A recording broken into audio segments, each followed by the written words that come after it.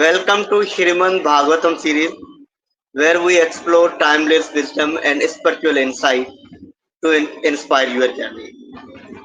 Today, we dive into Shrimad Bhagavatam scripture, one of the Hinduism most profound scripture, also known as the ripened fruit of Vedic trees. It reveals a sense of devotion, reality of nature, and path to inner peace.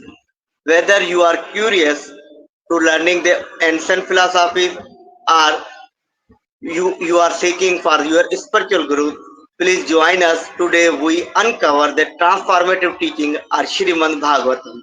Today, once again, we have our spiritual guru Mata Shri Radheshwari Devi, also known as the Krishna Devi Dasi, with us. Welcome, Mar. Hello. Welcome, Mataji. कैसे हो? Hare Krishna. Hare Krishna. I am very fine. बहुत अच्छे, हरी कृपा है, सब कुछ ठीक ठाक चल रहा है। और सभी भक्तों को प्रणाम। प्रभु जी आपको भी प्रणाम। हरे कृष्णा। तो हम आरंभ करें। जी माता श्री जी। जी, तो आज हम कैंटो 1 का दूसरे अध्याय का 19वां श्लोक करने जा रहे हैं, जो कि पहले हमने जो 18वां श्लोक किया था उससे आगे की चर्चा, उससे आगे जुड़ता है, लिंक है पहले वाले श्लोक से। तो आरंभ करूं मैं पहले देवताओं का आह्वान कर लेते हैं हम लोग। भागवतम प्रेयर। ओम नमो भगवते वासुदेवाय। ओम नमो भगवते वासुदेवाय। ओम नमो भगवते वासुदेवाय। ओम नमो भगवते वासुदेवाय। ओम नमो भगवते वासुदेवाय। ओम नमो भगवते वासुदेवाय। हरि ओम।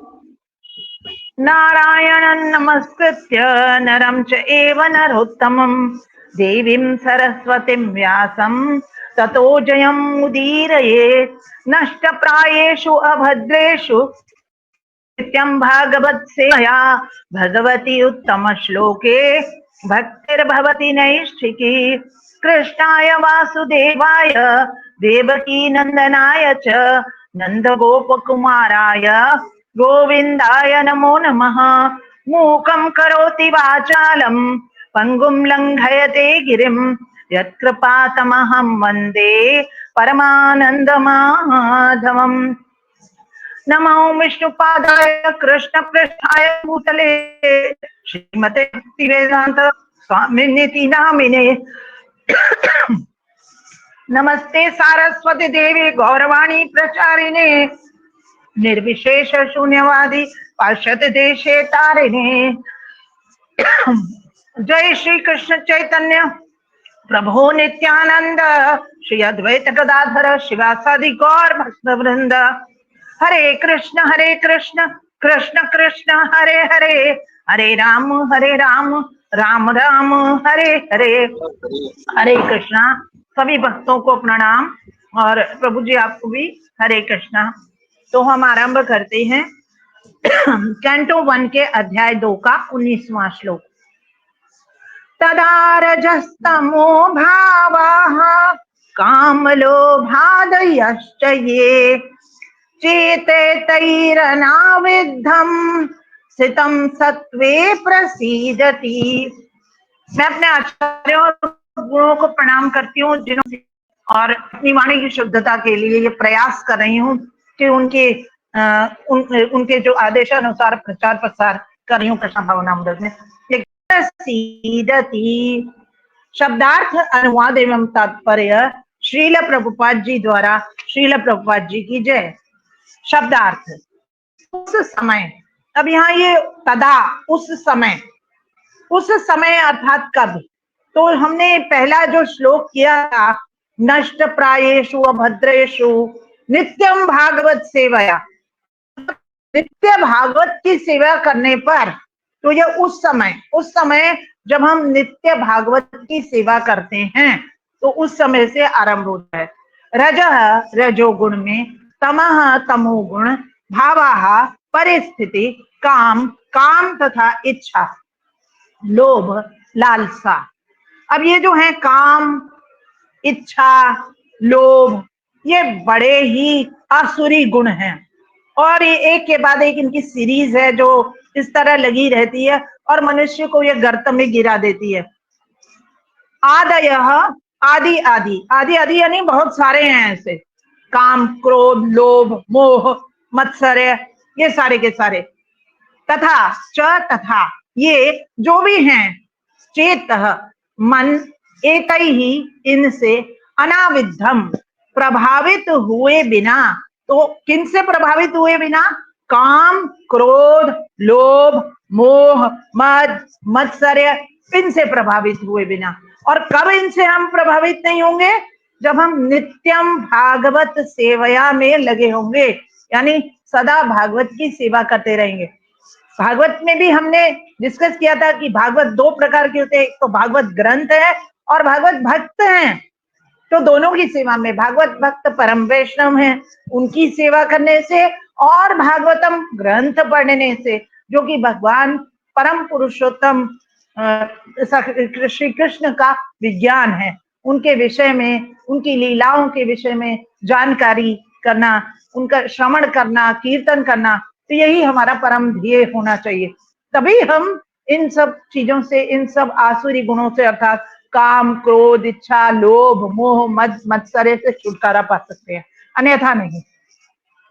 तो स्थितम, स्थित होकर, सत्वे, सत्व गुण में, सत्व गुण में कौन स्थित होगा? जो इनसे रहित हो जाएगा, इन सारे आसुरी गुणों से जो रहित हो जाएगा वही सत्व गुण में स्थापित होगा।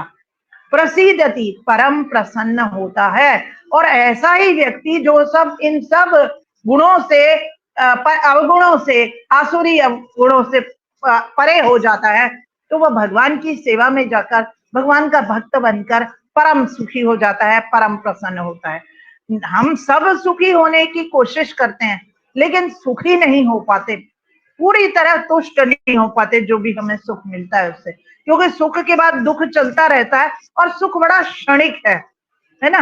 तो परम सुख कब होगा? परम सुख होगा जो कि नित्य होगा। और नित्य कब होगा? वो जब भगवान का भक्त बन जाएंगे हम, जब हम शुद्ध हो जाएंगे, सत्व गुण में स्थापित हो जाएंगे, तभी। तो ये आगे अर्थ में, अनुवाद में कहते हैं प्रभुपाद जी, ज्यों ही हृदय में अटल प्रेमा भक्ति स्थापित हो जाती है, प्रकृति के रजोगुण तथा तमोगुण के प्रभाव जैसे काम, इच्छा तथा लोभ हृदय से लुप्त हो जाते हैं, तब भक्त सत्व गुण में स्थित होकर परम सुखी हो जाता है। ठीक है, तो ये यही बात यहाँ कही है। मतलब भागवत की नित्य सेवा और नित्य भगवत भक्तों की सेवा से हृदय में अटल प्रेमा भक्ति स्थापित हो जाती है। और जो ही अटल प्रेमा भक्ति स्थापित होती है, त्यों ही प्रकृति के ये महाविनाशक रजो और तमो गुण के प्रभाव जैसे काम, क्रोध, इच्छा, लोभ, ये हृदय से समाप्त हो जाते हैं और भक्त जो है वो तत्व गुण में स्थापित होकर सुखी हो जाता है। 3.37 भगवत गीता में भगवान कहते हैं, काम एष क्रोध एष रजो गुण समुद्भव महाष्णो महापाप्मा विद्येनम वैरिणम। रजोगुण और तमोगुण ये मूल तत्व हैं जिनसे सारा दोष उत्पन्न हो रहा है। त्रिगुणात्मक इस सृष्टि में इन तीनों गुणों के संपर्क में आने से, रजो तमो सत, तो इनके संपर्क में आने से हमारे अंदर सारे के सारे विकार उत्पन्न होते रहते हैं। काम और क्रोध दोनों ही वैरी हैं। काम सबसे भयानक शत्रु है और इस पर विजय प्राप्त होने पर ही हम मुक्त अवस्था में आ सकते हैं।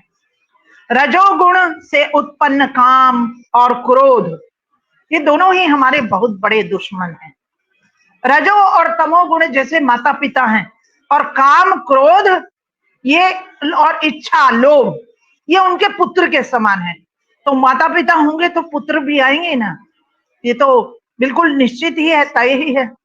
और शुद्ध भक्ति जैसे ही आ जाती है तैसे ही वैरी तुरंत दूर हो जाते हैं। जहां सत्व गुण भी विशुद्ध, अब सत्व गुण भी कैसा होना चाहिए, वो भी विशुद्ध होना चाहिए, एकदम शुद्ध। क्यों? क्योंकि सामान्य सत्व गुण यदि होगा तो वो भी बंधन का कारण बन सकता है। अब तात्पर्य हम देखते हैं, आनंद हमारा मूल तत्व है और भगवान केवल आनंद कंद है। वे केवल आनंद में रहना और भक्तों को आनंद देना जानते हैं। तो हम क्या हैं? उनके अंश हैं। हम सच्चिदानंद, भगवान सच्चिदानंद हैं और हम सच्चिदानंद के अंश हैं। और इसी कारण हमारी भी प्रवृत्ति है, हम सब भी आनंद में रहना चाहते हैं। लेकिन हमारा आनंद भगवान के आनंद पर निर्भर करता है। यदि हम भगवान की सेवा करेंगे, भगवान प्रसन्न होंगे, भगवान हमें आनंद देंगे, तभी हम आनंदित हो सकते हैं। तो इस भौतिक सृष्टि में जीवात्मा यही बात नहीं समझ पाती है। हम अपना कठोर परिश्रम करते हैं दिन भर, कल के लिए या आने वाले पल के लिए हमेशा चिंतित रहते हैं, तो और कोशिश करते हैं कि हम अपना आनंद खुद तलाशें, जो कि बहुत गलत है। अपना आनंद स्वयं तलाशने की कोशिश में हम दुखों को गले लगाते हैं। हाँ, सदा सुखी नहीं रह सकते, बल्कि सदा दुखी ही रहते हैं। लेकिन जब हम भगवान के ऊपर आश्रित हो जाते हैं और उनको आनंद देकर के आनंद लेने का प्रयास करते हैं, तब हम एक स्वाभाविक स्थिति में आ जाते हैं, जैसा कि इस तात्पर्य में कहा गया है।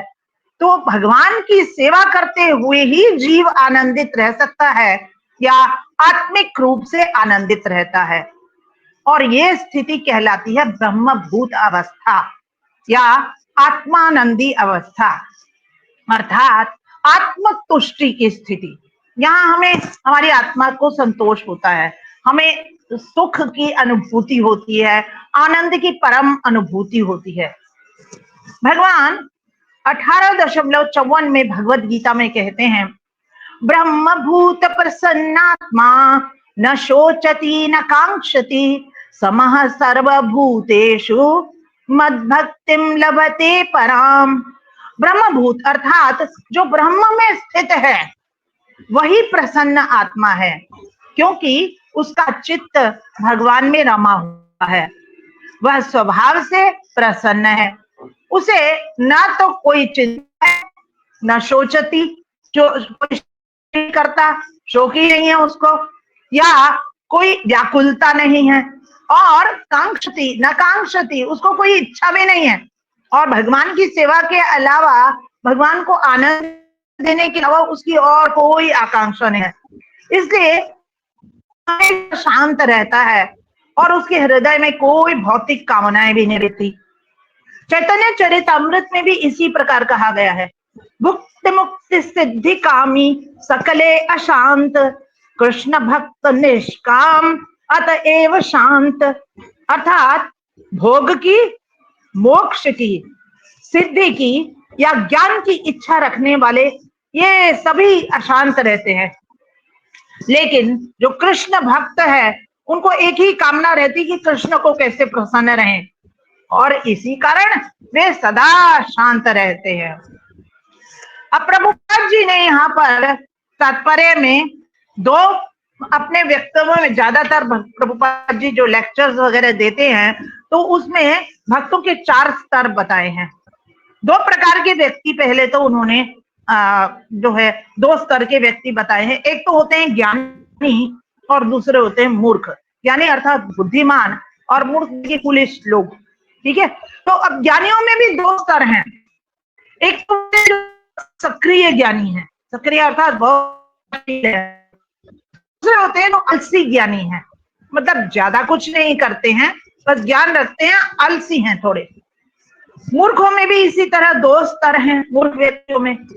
एक तो वो है जो सक्रिय मूर्ख होते हैं, दूसरे होते हैं जो आलसी या निष्क्रिय मूर्ख होते हैं। तो यदि उन सबका क्रम लिया जाए तो ऊपर से नीचे तक का इनका क्रम इस प्रकार है। भौतिक संसार की दृष्टि से सर्वोत्तम स्तर जो है वो आलसी ज्ञानी का है, वो नंबर 1 पर माना गया है।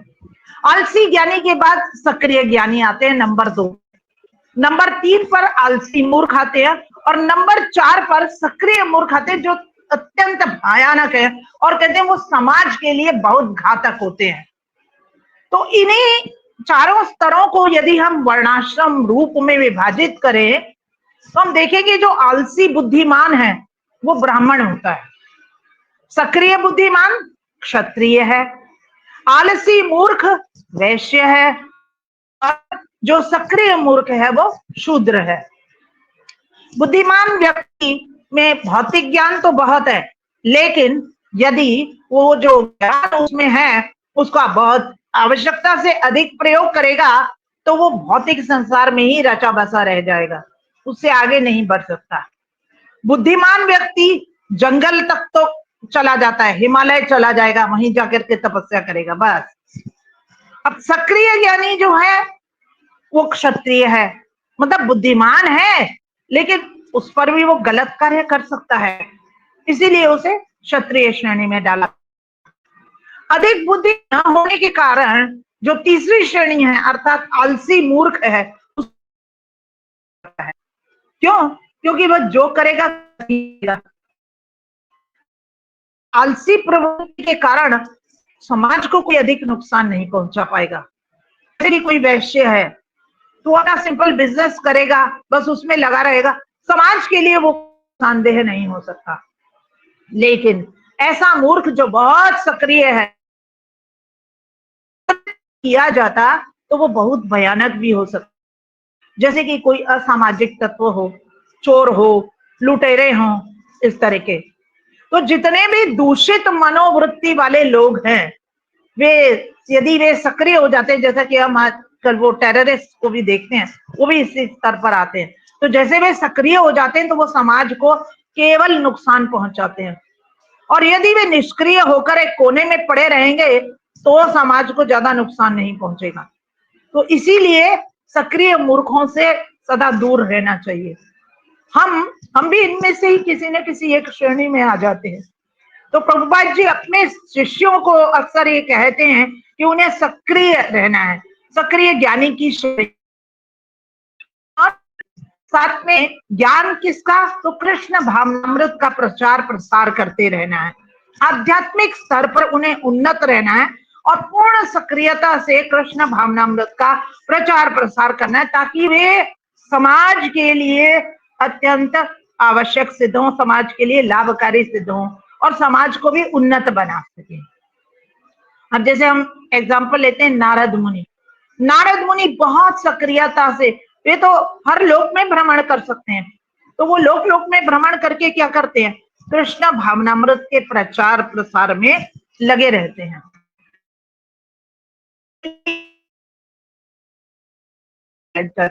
तो इसी प्रकार जो सक्रिय भक्त है वो सदा भगवान में रमा रहेगा, कृष्ण भक्ति में भी रमा रहेगा और फिर कृष्ण भावनामृत का भी प्रचार प्रसार करता रहेगा।